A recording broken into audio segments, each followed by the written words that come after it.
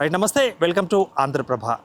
So మరికొద్ది రోజులలో AP assembly సమావేశాలు జరగనున్నాయి. అయితే ఏపీ అసెంబ్లీ సమావేశాలకు మరి ప్రతిపక్ష హోదాలో లేని ప్రతిపక్ష హోదా కోరుకుంటున్న వైసీపీ నేతలు వస్తారా అన్నది మరి ప్రధాన చర్చగా అక్కడ ఏపీలో కొనసాగుతుంది.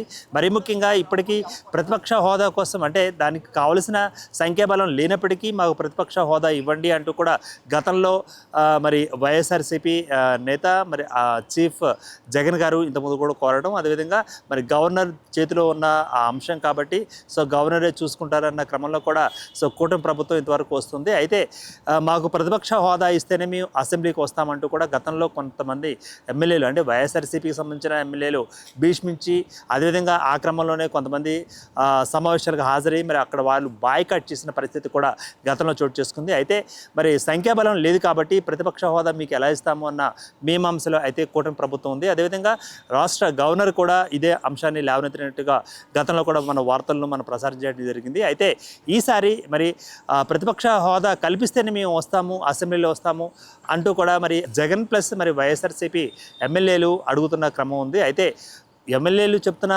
క్రమంలో ఒక మాట కూడా చెప్పుకోవాలి. అయితే ప్రజాక్షేత్రంలోనే మేము పోరాటాలు చేస్తాం, ప్రజాక్షేత్రంలోనే పోరాటాలు చేస్తేనే మరి ప్రజలకు లబ్ధి చేకూరుతుంది. కానీ అసెంబ్లీకి వచ్చినా కూడా మాకు మైకులు ఇవ్వట్లేదు, ఇచ్చిన మైకులను కూడా లాగేసుకుంటున్నారు. అదేవిధంగా కొంతమందికి మైకులు ఇవ్వని పరిస్థితి వైఎస్ఆర్సీపీ తరఫున గెలిచిన ఎమ్మెల్యేలు ఎవరైతే ఉన్నారో వారు కూడా గతంలో ఆరోపించిన క్రమం చూస్తున్నాం.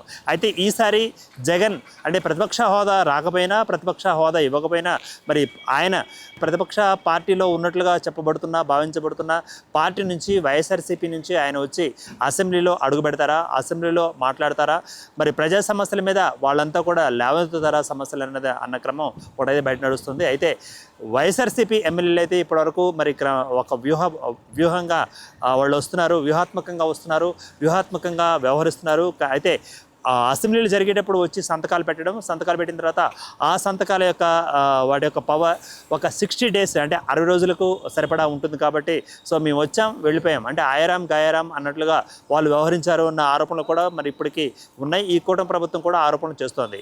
అయితే మరి ఇప్పుడు అమరావతి సమస్యలు కానీ లేకపోతే రాష్ట్ర ప్రభుత్వం మీద ఉన్న ఏవైతే ఆరోపణలు కానీ అవన్నీ కూడా మరి చట్టసభలో మాట్లాడాలంటే ఖచ్చితంగా ఒక వేదిక కావాలి.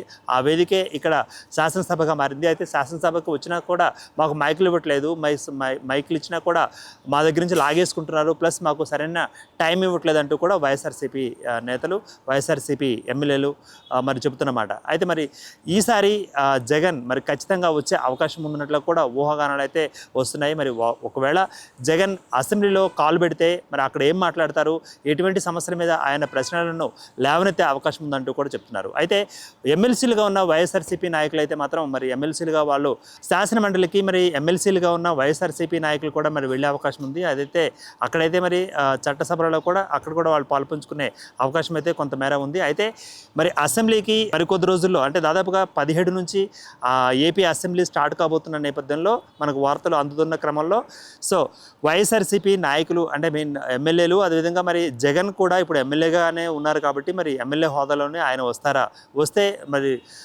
భవిష్యత్ శాసనసభలో ఎటువంటి పరిస్థితులు ఏర్పడతాయి, మరి అదేవిధంగా మరి చంద్రబాబు నాయుడిని ఉద్దేశించి ఏమన్నా విమర్శలు చేసే అవకాశం ఉందా, సో మరి జగన్ యొక్క ఎజెండాలో ఏ అంశాలు ఉంటాయి అన్న ప్రధాన అంశాలు కూడా మనకు వినిపిస్తున్నాయి. మొత్తం మీద జగన్ అండ్ గెలిచిన ఎమ్మెల్యేలు అంటే వైఎస్ఆర్సీపీ ఎమ్మెల్యేలు రేపు మరి జరగనున్న ఈ అసెంబ్లీకి ఎంతమంది వస్తారన్నది ఒక ఊహాగానం అయితే మొదలైంది. కెమెరామెన్ సురేష్తో దుర్గా.